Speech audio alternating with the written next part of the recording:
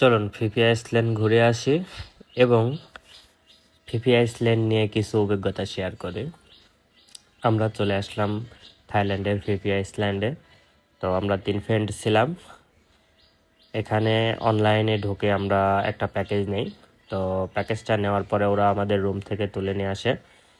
সেখান থেকে নিয়ে আসার পরে আসলে ওদের এখানে নিয়ে এসে অনেক পোশাক আশাক সাজেস্ট করে। তো নিলাম। নেওয়ার পরে দেখেন আমরা পরিধান করে চলে আসলাম বোর্ডে। তো বোর্ডটাও পেয়ে গেলাম। এটা আমাদের গাইডলাইন। আর এখানে যাদেরকে দেখতে পাচ্ছেন এরা সবাই আসলে প্যাকেজের আওতাভুক্ত। আর আপনারা ফিফি আইসল্যান্ডে যদি আসেন তাহলে প্যাকেজ নেবেন। প্যাকেজটা নেওয়া আপনাদের জন্য সবচেয়ে ভালো হবে, কারণ প্যাকেজে অনেক কিছু ইনক্লুড থাকে, যেমন খাবার টাবার অনেক কিছু ইনক্লুড থাকে, নিয়ে আসা ড্রপ করা। ইভেন এখানে ওরা সব ধরনের গাইডলাইন দিয়ে থাকে যাতে আপনার কোনো অসুবিধা না হয়।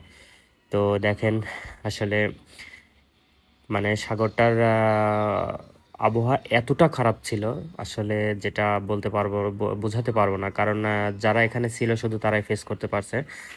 আর ওয়েদারটা ছিল আসলে বৃষ্টি এমন সময় ছিল। তো বৃষ্টির সময় তো আপনি যে জানেন ওয়েদার খুব খারাপ থাকে। আর এখানে মনে করেন যে এত বড় বড় ঢেউ, যেটা আসলে আমার লাইফে ফার্স্টে দেখা কলিজা শুকায় যাচ্ছিল। প্রত্যেকটা লোকের একই অবস্থা। তো দেখেন একজন একজনের গায়ের উপর পড়তেছে। হ্যাঁ, দেখেন কি অবস্থা, আমার গায়ের উপর পড়ে গেল।